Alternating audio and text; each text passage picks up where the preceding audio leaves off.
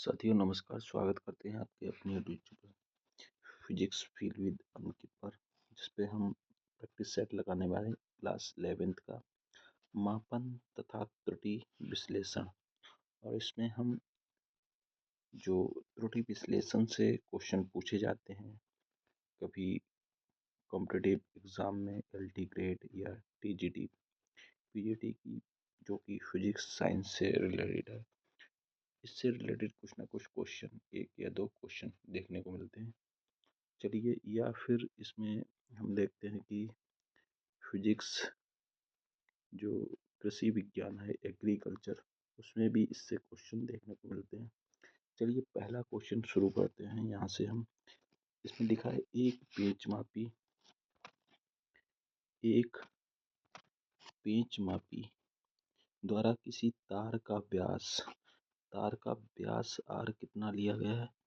0.236 centimetre मापा जाता है। यदि पेंच मापी की अल्पतमांक मतलब लीस्ट काउंट, मतलब डेल्टा R जो है, उस सबसे कम वैल्यू क्या है?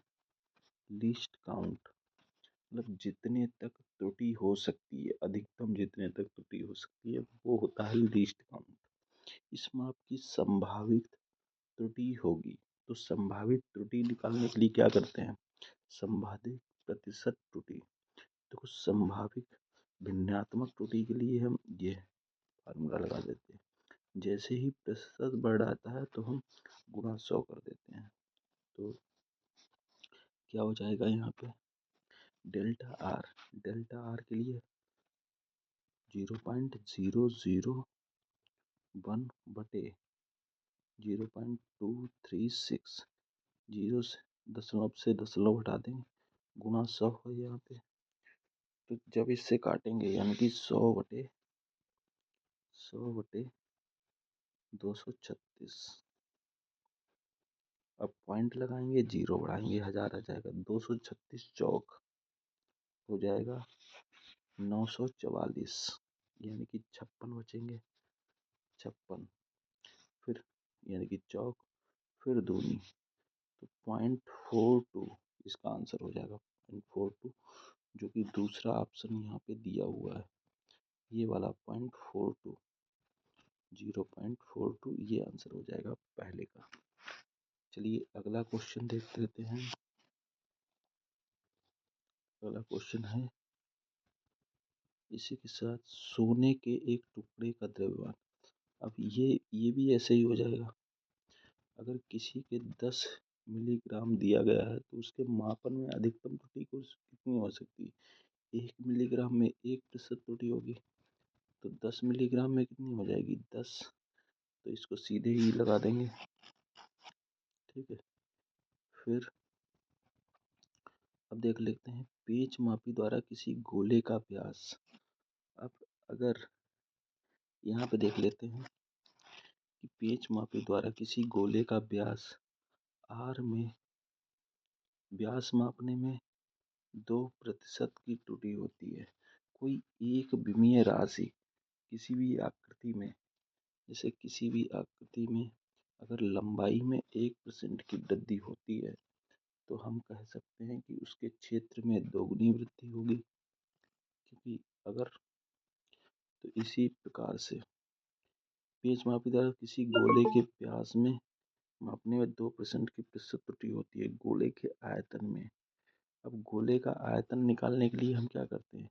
त्रिज्या का क्यूब कर देते हैं, और क्यूब का अगर प्रतिशत में हम निकालेंगे, प्रतिशत त्रुटि में 3 गुणा, और जो एक रेखा में यानी कि त्रिज्या जो प्रतिशत त्रुटि है उसकी गुणा करते हैं, 3 दूनी कितना हो जाएगा? 6%। तो यानी कि 6 ऑप्शन ये सही हो जाएगा। चलिए ऐसे ही क्वेश्चन जो प्रतिशत त्रुटि से संबंधित है, आगे बढ़ते हैं। आगे है ये क्वेश्चन। अब इसमें आ जाता है चौथा क्वेश्चन, जो कि स्क्रीन पे दिख रहा होगा आपको। किसी वर्ग की भुजा में 3% त्रुटि होता है। कितने प्रतिशत त्रुटि हो जाता है? 3% त्रुटि, जो इसमें दिया है। तो भुजा के मापने में, यानी कि, ठीक है, साइड साइड में 3% की त्रुटि होती है। तो इसके क्षेत्रफल में, अब क्षेत्रफल निकालने के लिए क्या करते हैं, साइड का स्क्वायर कर देते हैं। अब इसकी प्रतिशत त्रुटि निकालनी है, 2 गुणा जितनी भी साइड का है 3, तो 2 तियाँ 6%, इसका भी 6% हो जाएगा, मतलब पहला ऑप्शन। ठीक है, फिर 5वां क्वेश्चन ले आते हैं हम। 5वां क्वेश्चन यहाँ पे, 5वां क्वेश्चन क्या है, एक घन के आयतन में कितने प्रतिशत त्रुटि है? घन के आयतन में है 9% त्रुटि, मतलब आयतन जो कि होता है साइड का क्यूब होता है, लंबाई गुणा चौड़ाई गुणा ऊंचाई भुजा की घात 3 होता है, जो कि 9% है। तो साइड कितना हो जाएगा, साइड का हो जाएगा 3 गुणा यस, 3 गुणा यस हो जाएगा 9%, यानी कि यस बराबर हो जाएगा 9/3, यानी कि 3%। साइड के लिए जब 3% है तो इसमें पूछा गया क्षेत्रफल मापने के लिए, तो साइड का है 3%, क्षेत्रफल के लिए क्या हो जाएगा 3 गुणा 2 क्षेत्रफल, क्योंकि भुजा स्क्वायर होता है, 3 गुणा 2 6%, यानी कि 6। ऑप्शन नंबर 2 सही हो जाएगा इसमें, 5वें वाले में। ठीक है, तो 5वें वाले में ऑप्शन 2 सही हो जाएगा। फिर इसके बाद आ जाता है छठा क्वेश्चन।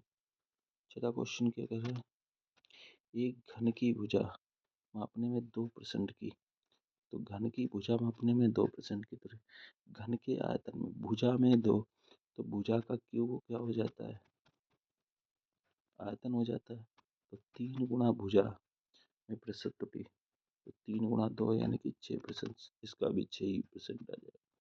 से तरीके अलग अलग हैं, बस क्वेश्चन को ऐसे ही बड़ी आसानी से इसके हल कर सकते हैं।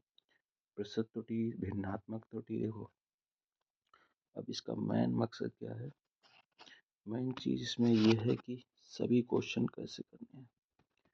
देखो अगर कोई हम जैसे परसेंटेज वगैरह निकालते हैं, तो प्राप्तांक माइनस पूर्णांक, पूर्णांक माइनस प्राप्तांक बटे जितना भी पूर्णांक होता है, ये होता है ना, जैसे किसी के 100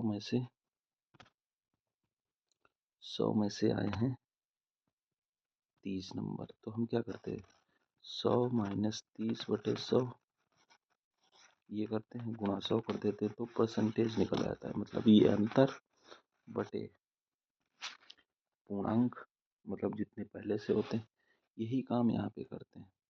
यहाँ पे डेल्टा आर मतलब जितना अधिकतम त्रुटि हो सकती है, और बटे जो पहली जो रियल ऑथेंटिक वैल्यू होती है वो लिख देते हैं, गुणा 100 कर देते हैं, तो ये परसेंटेज निकल आता है प्रतिशत त्रुटि का। ये केवल ये निकालते हैं तो ये भिन्नात्मक त्रुटि हो जाती है, भिन्नात्मक त्रुटि। और ये केवल त्रुटि मापन के लिए यूज होता है। तो भिन्नात्मक त्रुटि, या इसको कह देते हैं आपेक्षिक त्रुटि। ठीक है, चलिए इसी के साथ हम अपनी वीडियो को समाप्त करते हैं। जय हिंद, जय भारत।